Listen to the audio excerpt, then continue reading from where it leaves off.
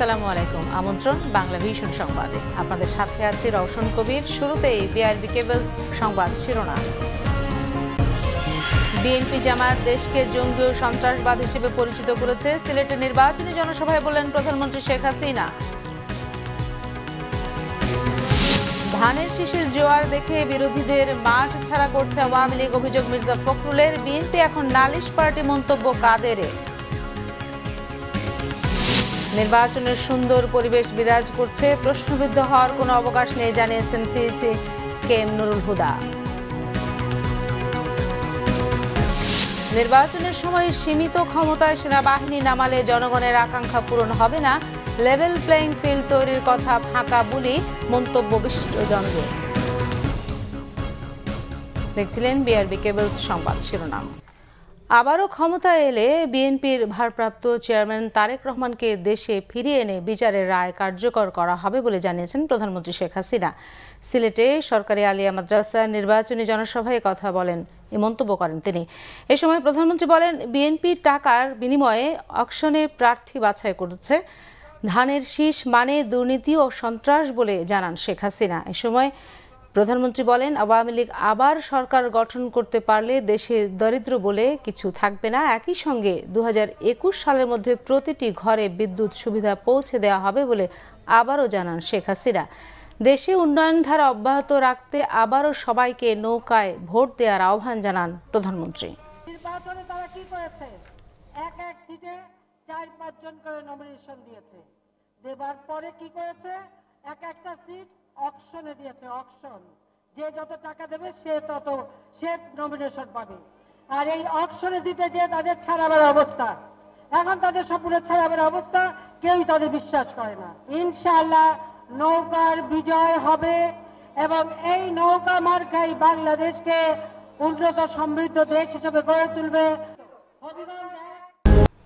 BNP মহাসচিব মির্জা ফখরুল ইসলাম আলমগীর বলেছেন, সারা দেশে যখন ধানের শীষের জোয়ার উঠেছে তখন মামলা হামলা নির্যাতন করে বিরোধী নেতাকর্মীদের মাঠ ছাড়া করার চেষ্টা করছে সরকার। সকালে নীলফামারীতে এক জনসভায় তিনি কথা বলেন। বিএনপি মহাসচিব বলেন, গত 10 বছরে স্বৈরাচারী কায়দায় দেশ চালিয়েছে আওয়ামী লীগ। আদালত, পুলিশ ছাড়া কেউ নেই তাদের পাশে। রাষ্ট্রীয় কোনো প্রতিষ্ঠান নিরপেক্ষভাবে কাজ করছে না। মির্জা ফখরুল বলেন, আইন শৃঙ্খলা বাহিনী তাদের নিরপেক্ষতা বজায় রাখতে পারছে না। তাদের মনে রাখতে হবে, তারা কোনো দলের প্রতিনিধি না, রাষ্ট্রীয় বাহিনী। জনগণের পক্ষে কাজ করতে আইন শৃঙ্খলা রক্ষাকারী বাহিনীর প্রতি আহ্বান জানান তিনি। ভোট ডাকাতির চেষ্টা চলছে অভিযোগ করে তা প্রতিহত করতে জনগণের প্রতি আহ্বান জানান মির্জা ফখরুল। পরে দিনাজপুরের নির্বাচনী পথসভায় 30 ডিসেম্বর ভোট দেওয়ার পাশাপাশি ভোট কেন্দ্র পাহারা দেওয়ারও আহ্বান জানান বিএনপি মহাসচিব।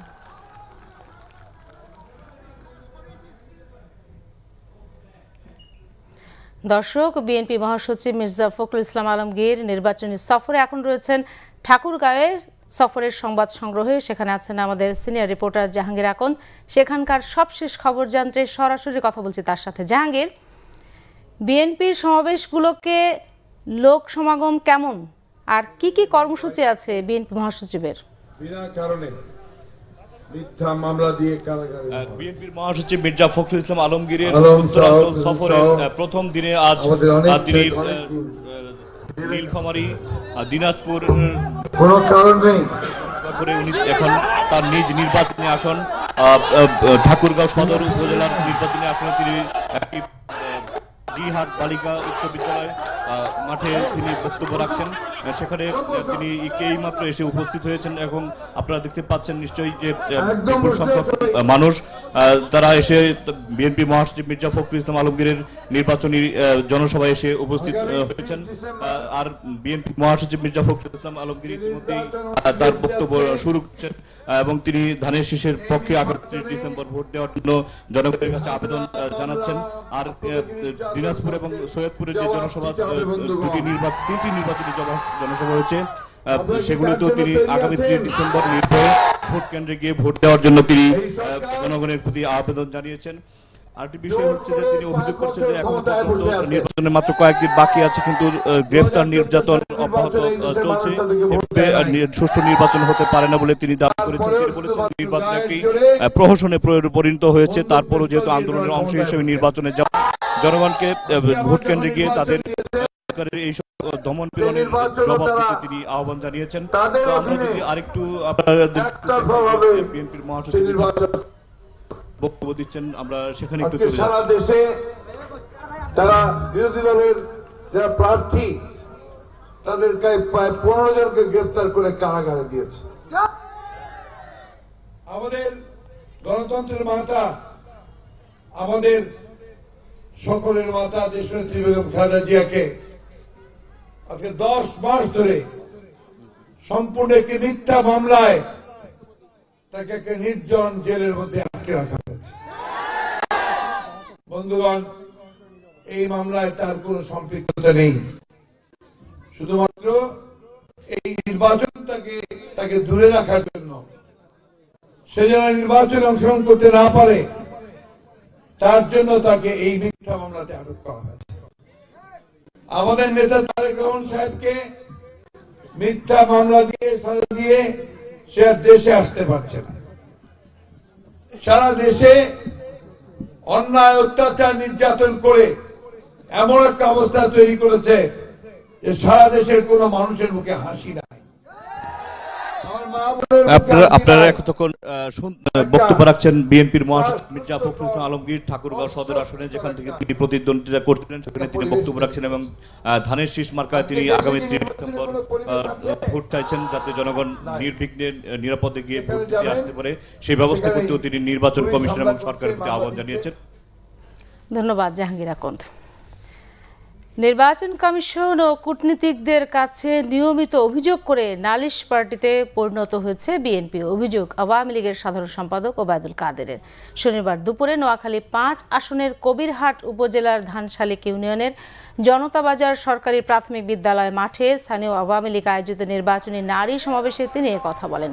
ওবায়দুল কাদের বলেন, গত 43 বছরের ইতিহাসে শেখ হাসিনার সরকারই নারী বান্ধব সরকার।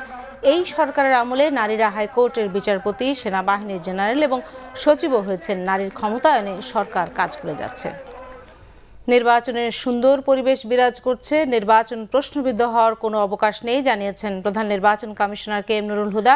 ময়মনসিংহ টাউন হলে মাঠ পর্যায়ের কর্মকর্তাদের সাথে মতবিনিময় সভায় তিনি কথা বলেন। সমগ্র দেশ এখন নির্বাচনের একটি আবহাওয়ার মধ্যে অনুপ্রবেশ করেছে। একটি নির্বাচনের পরিবেশ, ভালো একটা পরিবেশ, সুস্থ একটা পরিবেশের মধ্যে তারা এখন অবস্থান করছে। মোটেও সন্দেহ করার অবকাশ নেই যে নির্বাচনে সহিংসতা হবে এবং নির্বাচন কোন রকম প্রশ্নবিদ্ধ হবে। যার যার দায়িত্ব পেশাদারের ভিত্তিতে এবং প্রজাতন্ত্রের কর্মচারী হিসেবে যেরকম পালন করার দরকার নিরপেক্ষভাবে পালন করবেন, তাহলেই এই নির্বাচন সুষ্ঠু হবে, সফল হবে এবং সার্থক হবে। নির্বাচনী দায়িত্বে সীমিত ক্ষমতা দিয়ে সেনাবাহিনী নামালে জনগণের আকাঙ্ক্ষা পূরণ হবে না বলে মনে করেন ডক্টর শাহদিন মালিক।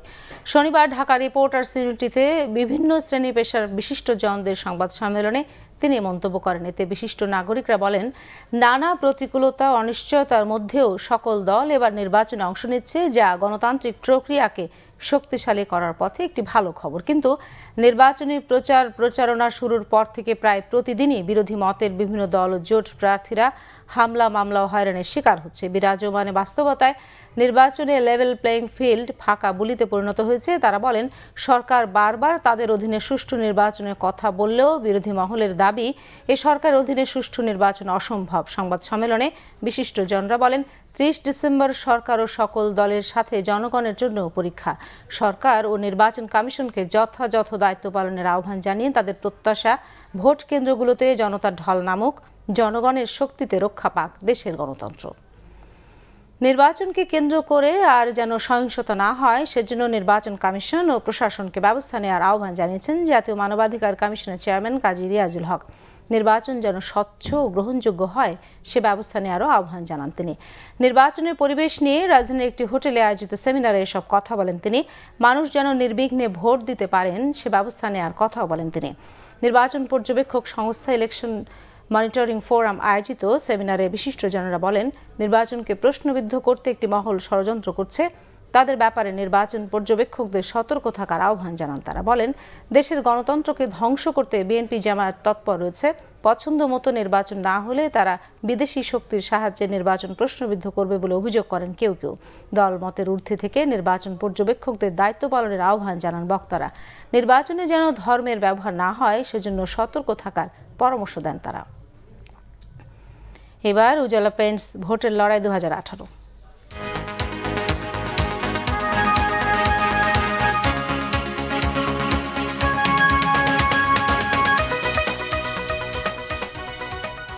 ভোটের দিন যতই ঘনিয়ে আসছে ততই বাড়ছে নির্বাচনী উত্তাপ। সকাল থেকে মধ্যরাত পর্যন্ত ভোটারদের দ্বারে দ্বারে ছুটছেন প্রার্থীরা। নৌকার প্রার্থীদের প্রত্যাশা জয় তাদেরই থাকবে, আর ধানের শীষের পক্ষের প্রার্থীরা বলছেন তারা নানা প্রতিকূলতার মধ্য দিয়েও নির্বাচনী মাঠে আছেন। গণসংযোগে পিছিয়ে নেই বাম জোট সহ ছোট দলগুলো। রংপুরের 6টি সংসদীয় আসনের প্রার্থীরা ব্যাপক ব্যস্ত গণসংযোগে। রংপুর 6 আসনের আওয়ামী লীগ প্রার্থী স্পিকার শিরিন শারমিন চৌধুরী প্রচারণা চালান পীরগঞ্জ পৌর এলাকার বিভিন্ন ওয়ার্ডে। একই আসনের বিএনপি প্রার্থী সাইফুল ইসলাম গণসংযোগ শুরু করেন বড় আলমপুর ইউনিয়ন থেকে। এ সময় মহাজোট প্রার্থীদের কোনো অভিযোগ না থাকলেও পদে পদে বিড়ম্বনার অভিযোগ তুলছেন বিএনপির প্রার্থীরা। প্রধানমন্ত্রী শেখ হাসিনার হাতকে শক্তিশালী করে, এটাই আমার আহ্বান। পীরগঞ্জবাসীর প্রতি উন্নয়ন অব্যাহত রাখার জন্য তাদেরকে নৌকায় ভোট দেওয়ার আহ্বান। এখানে বহিরাগত প্রার্থীকে মানুষ প্রত্যাখ্যাত করেছে ইতিমধ্যেই। এখন আমরা সেই বিজয়টুকু নিশ্চিত করার জন্য মানুষের ভোটটা সঠিকভাবে প্রয়োগ করার পথটা প্রস্তুত করার জন্য নির্বাচন কমিশনকে বারবার আমরা লিখিতভাবে অভিযোগ করেছি। পঞ্চগড় 2 আসনে বছরের উন্নয়ন ফিরিস্তি তুলে ধরে এ ধারা অব্যাহত রাখতে আবারও নৌকায় ভোট চান আওয়ামী লীগ প্রার্থী। বিএনপি প্রার্থী ফরহাদ হোসেন আজাদ বলছেন স্থানীয় উন্নয়ন সহ বেকার সমস্যা সমাধানের কথা। সুনামগঞ্জ 4 আসনে বিএনপির প্রার্থী মিজানুর রহমান চৌধুরী নির্বাচনী প্রচার মিছিল করেন। এ সময় ধানের শীষের পক্ষে ভোট চান তারা। একই আসনের মহাজোট প্রার্থী পীর ফজলুর রহমান মিসবার পক্ষে গণসংযোগ করেছেন আওয়ামী লীগ সমর্থিত আইনজীবীরা। ব্রাহ্মণবাড়িয়া 5 নবীনগর নির্বাচনী আসনে মহাজোট প্রার্থী আবাইদুল করিম বুলবুল দুপুরে উপজেলার রতনপুর ইউনিয়নে লিফলেট বিতরণ ও পথসভা করেন। এদিকে ব্রাহ্মণবাড়িয়া 3 সদর বিজয়নগর আসনে ইসলামী আন্দোলন বাংলাদেশের প্রার্থী সৈয়দ আনোয়ার আহমদ লিটন বিভিন্ন স্থানে গণসংযোগ করেন। চট্টগ্রামে জমজমাট নির্বাচনী প্রচারণায় যুক্ত হয়েছে বাকযুদ্ধ। প্রার্থীরা অবিরাম ছুটছেন ভোটারদের দ্বারে দ্বারে। এদিকে নগরীর কামালবাজার এলাকায় নির্বাচনী প্রচার চালান চট্টগ্রাম 8 বিএনপি প্রার্থী আবু সুফিয়ান।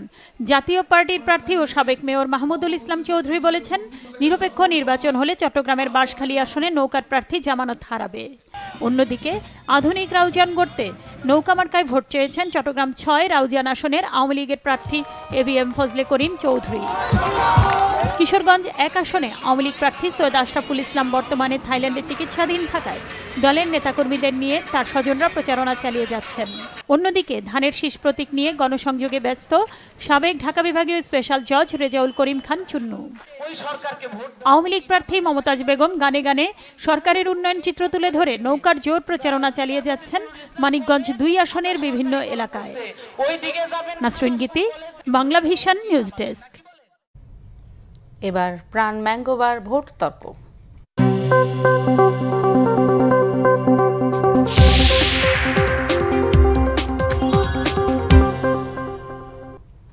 একাদশ জাতীয় সংসদ নির্বাচনকে ঘিরে সরগরম রাজনৈতিক অঙ্গন। প্রতিদ্বন্দ্বী প্রার্থীরা প্রচারণায় পরস্পরের বিরুদ্ধে করছেন নানা অভিযোগ, জড়িয়ে পড়ছেন বাকযুদ্ধ। এ নিয়ে আজ থাকছে রাজশাহী 2 আসন ও পাবনা 2 আসনের আওয়ামী লীগ ও বিএনপি প্রার্থীদের তর্ক বিতর্ক। প্রচুর ছেলে গ্রেপ্তার করা হচ্ছে, আমাদের প্রার্থীকে কারাগারে আটকে রাখা হচ্ছে, আমাদের অফিস পুড়ে দেওয়া হচ্ছে, ব্যানার কেটে ফেলা হচ্ছে। তারপরেও আমি বলেছি ধৈর্য এবং সহনশীলতা মধ্যে আগাতে হবে, প্রতিহিংসা পড়ার নয়। এমনি যদি জনবিস্ফোরণ ঘটে তাহলে আমরা সে স্বাগত জানাবো, কিন্তু যদি বোমা বিস্ফোরণ করে তাহলে তো এই সরকার নিশ্চয়ই এটা মেনে নেবে না। জঙ্গিবাদের ব্যাপারে 0 টলারেন্স। নির্বাচনী কার্যক্রম তো দূরে থাক, পোস্টার পর্যন্ত লাগাইতে দিচ্ছে না, মাইকিং করতে দিচ্ছে না। যেখানে আওয়ামী লীগের নেতাকর্মীরা সুবিধা করতে পারছে না, প্রতিরোধ গড়ে তুলছে আমার নেতাকর্মীরা, সেখানে প্রশাসনের লোকজন যে আমার নেতাকর্মীদের উপরে চড়াও হচ্ছে। প্রচারণায় কোনো বাধা আমরা কোথাও দিচ্ছি না, বরং তারা উল্টা একটা প্যানিক সৃষ্টি করতে চাচ্ছে, একটা আতঙ্ক সৃষ্টি করতে চাচ্ছে, যেটা সাধারণ মানুষের মধ্যে একটা ভয়ের কারণ হয়ে দাঁড়াচ্ছে। হিলি স্থলবন্দর দিয়ে ভারত থেকে চাল আমদানি প্রায় বন্ধ হয়ে গেছে। আমদানি শুল্ক বাড়ানোর পর থেকে চালের আমদানি কমতে শুরু করে বলে জানিয়েছেন বন্দরের ব্যবসায়ীরা। এদিকে ভারত থেকে চালের আমদানি তেমন না থাকলেও বন্দরের পাইকারি বাজারে চালের দাম স্থিতিশীল রয়েছে। দেশের স্থলবন্দরগুলো দিয়ে যে পরিমাণ চাল ভারত থেকে আমদানি হয় তার একটি বড় অংশই আমদানি হয় হিলি স্থলবন্দর দিয়ে। চলতি অর্থ বছরে বাজেট ঘোষণায় চালের আমদানি শুল্ক 2% থেকে বাড়িয়ে 28% নির্ধারণ করে সরকার। এরপর থেকে হিলি স্থলবন্দর দিয়ে ভারত থেকে চাল আমদানি প্রায় বন্ধ হয়ে গেছে। আগে প্রতিদিন 100 থেকে 150 ট্রাক চাল ভারত থেকে আমদানি হলেও এখন আমদানি হচ্ছে মাত্র 5 থেকে 6 ট্রাক চাল। 100 থেকে 150 গাড়ি চাল প্রতিদিন পানামা স্থলবন্দরে প্রবেশ করতে, বর্তমানে সেটা 6 থেকে 4টার ভিতরে নেমে এসেছে। চাল আমদানি নেই বললেই চলে। সরকার যে তাদের শুল্ক বৃদ্ধি করেছে, যার কারণে আমদানিটা শ্রীতগতি হয়েছে। বন্দরে চাল আমদানিকারকরা বলছেন শুল্কারোপের পর চাল আমদানি করে লোকসানের মুখে তাদের পড়তে হচ্ছে। দাম বাজারে 35 টাকা, ইন্ডিয়ায় কিনতে হয় 30 টাকা, ট্যাক্স 11 টাকা, 41 টাকা পড়তে মালটা কিনবে। এক কথায় দেশীয় মালের দাম কম, দেশীয় চালের দাম কম, এই কারণে আমদানিকারকরা নিরুৎসাহিত হচ্ছে। কারণ ইন্ডিয়ান ওই ট্যাক্স দিয়ে ওই চাল আমদানি করতে গেলে দেখা যাচ্ছে কেজিতে 2 থেকে 3 টাকা তার লস হচ্ছে। এদিকে ভারত থেকে চাল আমদানি বন্ধ থাকলেও বন্দরের পাইকারি বাজারে চালের দাম স্থিতিশীল রয়েছে। সরকার যেভাবে চালের উপর স্টেপ নেওয়ার ফলে বাজার এমন কমছে যে আগামীতে আর মনে হয় যে চালের বাজার বাড়বে এরকম মনে হচ্ছে না। OMS কাবিখা সহ সরকারের নেওয়া নানা পদক্ষেপের কারণে খোলা বাজারে চালের দাম অনেক কমে এসেছে বলে মনে করেন বন্দরের চাল আমদানিকারকরা। Bangla vision news desk. প্রখ্যাত চলচ্চিত্রকার আমজাদ হোসেনকে তার ইচ্ছা অনুযায়ী জামালপুর শহরে আজ সমাহিত করা হবে। এর আগে সকাল 11টায় সর্বস্তরের শ্রদ্ধা নিবেদনের জন্য মরদেহ নেওয়া হয় কেন্দ্রীয় শহীদ মিনারে। আমজাদ হোসেনকে শেষ শ্রদ্ধা জানাতে তার প্রিয়জন ও চলচ্চিত্র পরিবারের সদস্যরা ছাড়াও সাধারণ মানুষের ঢল নামে শহীদ মিনারে। তারা জানান আমজাদ হোসেনের মৃত্যুতে চলচ্চিত্র অঙ্গনের ক্ষতি পূরণ হবার নয়। গুণী পরিচালক বাংলা চলচ্চিত্রকে সমৃদ্ধ করে গেছেন। শহীদ মিনারে শ্রদ্ধা জানানোর পর তার জানাজা হয় দীর্ঘদিনের কর্মস্থল BFDC এবং চ্যানেল I কার্যালয়ের সামনে। জামালপুর গ্রামের বাড়িতে নিয়ে যাওয়া হচ্ছে গুণী এই নির্মাতার মৃতদেহ। আমজাদ হোসেনের শেষ ইচ্ছা অনুযায়ী তার মায়ের কবরের পাশে দাফন করা হবে তাকে। গত 14 ডিসেম্বর ব্যাংককের বামরুনগ্রাদ হাসপাতালে চিকিৎসাধীন অবস্থায় মারা যান আমজাদ হোসেন। তার বয়স হয়েছিল 76 বছর। নিচ্ছে CBC টাইল সংবাদ বিরতির সাথেই থাকুন, ফিরে এসে থাকছে।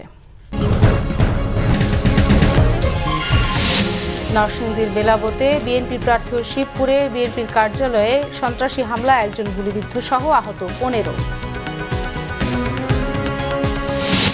নৌকা প্রতীকে ভোট চাওয়ার অভিযোগে সাতক্ষীরার কলারোয়া থানার ওসি মারুফ আহমেদকে প্রত্যাহার।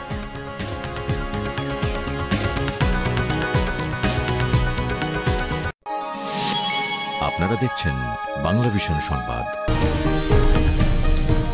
স্বাগত আরেকবার বাংলা ভিশন সংবাদে।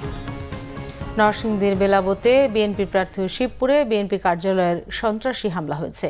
এই ঘটনায় একজন গুলিবিদ্ধ সহ আহত হয়েছেন অন্তত 15 জন। দুপুরে বেলাবতে প্রচারণার সময় হামলা হয় ঐক্যফ্রন্টের প্রার্থী সর্দার সাখাওয়াত হোসেন বকুলের উপর। এই সময় নেতাকর্মীরা তাকে রক্ষা করতে গেলে আহত হন অন্তত 12 জন। আহতদের স্থানীয় হাসপাতালে চিকিৎসা দেওয়া হচ্ছে। এদিকে একই সময়ে শিবপুরে বিএনপির কার্যালয়ে হামলা চালায় সন্ত্রাসীরা। এ সময় গুলিবর্ষণের ঘটনাও ঘটে, এতে একজন গুলিবিদ্ধ হন। ভাঙচুর করা হয় 8টি গাড়ি, 7টি মোটরসাইকেল ও অফিসের আসবাবপত্র। হামলার জন্য প্রতিপক্ষকে দায়ী করেছেন বিএনপি নেতাকর্মীরা। নির্বাচনের কোনো পরিবেশ নেই বলেও অভিযোগ করেন তারা। নৌকা প্রতীকে ভোট চাওয়ার অভিযোগে সাতক্ষীরার কলারোয়া থানার ওসি মারুফ আহমেদকে প্রত্যাহার করা হয়েছে। শনিবার সকালে তাকে সাতক্ষীরা পুলিশ লাইনে সংযুক্ত করা হয়। পুলিশ সুপার সাজ্জাদুর রহমান বিষয়টি নিশ্চিত করে জানান, তার বিরুদ্ধে নির্বাচনী আচরণবিধি লঙ্ঘনের অভিযোগ আনায় তাকে প্রত্যাহার করা হয়েছে।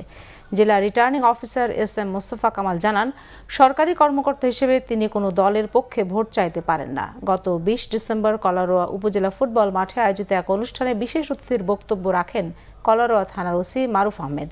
এ সময় তিনি নৌকা প্রতীকে ভোট প্রার্থনা করেন। এই বিষয়ে প্রধান নির্বাচন কমিশনার কে এম নুরুল হুদার কাছে তাকে প্রত্যাহারের দাবিতে অভিযোগ করেন সাতক্ষীরা ১ আসনের ঐক্যফ্রন্ট ও বিএনপির প্রার্থী হাবিবুল ইসলাম হাবিব। এরই মধ্যে ওসি মারুফের সেদিনের বক্তব্য সামাজিক যোগাযোগ মাধ্যমে ভাইরাল হয়েছে। শীত জেঁকে বসেছে উত্তরের জেলাগুলোতে। ঘন কুয়াশা আর হিমেল বাতাসে জবুথবু অবস্থা গাইবান্ধাবাসীর। শৈত্যপ্রবাহ না থাকলেও হঠাৎ করে ঘন কুয়াশা আর ঠান্ডা বাতাসের কারণে থমকে গেছে সেখানকার জনজীবন। শ্রমজীবী মানুষগুলো পড়েছেন বিপাকে, যেতে পারছেন না তারা স্বাভাবিক কাজকর্মে। জেলায় রাতে তাপমাত্রা 13 ডিগ্রি সেলসিয়াসে নেমে আসে। গাইবান্ধার তেস্তা, ব্রহ্মপুত্র, যমুনা নদী বেষ্টিত চরের মানুষগুলোর দুর্ভোগ বেড়েছে। শীতের তীব্রতা বাড়ার কারণে শহর ও গ্রামের হাট বাজারগুলো সন্ধ্যার পরপরই বন্ধ হয়ে যায়। এবারে দেশের বিভিন্ন জায়গার আরো কিছু খবর নিয়ে রয়েছে একটি ডেস্ক রিপোর্ট। কর্মসংস্থান ও অবকাঠামো উন্নয়নকে গুরুত্ব দিয়ে রাজশাহী ২ সদর আসনের মহাজোট প্রার্থী ফজলে হোসেন বাদশাহ ৪৪ দফা নির্বাচনী ইশতেহার ঘোষণা করেছেন। সকালে মহানগর আওয়ামী লীগ অফিসের সংবাদ সম্মেলনের মাধ্যমে তিনি এই ইশতেহার ঘোষণা করেন।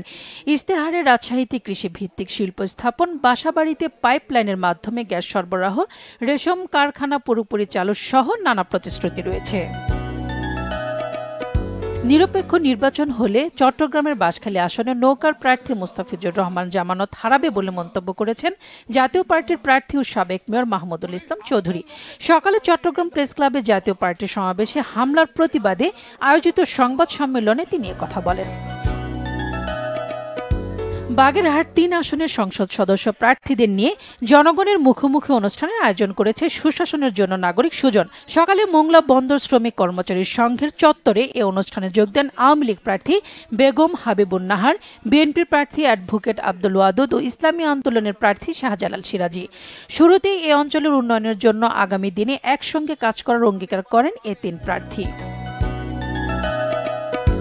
মানিকগঞ্জে ৮৮ নং সরকারি স্কুলে অভিভাবক সমাবেশ হয়েছে। প্রধান অতিথি ছিলেন নৌকা মার্কার প্রার্থী স্বাস্থ্য প্রতিমন্ত্রী জাহিদ মালিক স্বপন। এ সময় উন্নয়নের ধারা অব্যাহত রাখতে নৌকা মার্কায় সকলের কাছে ভোট চান তিনি।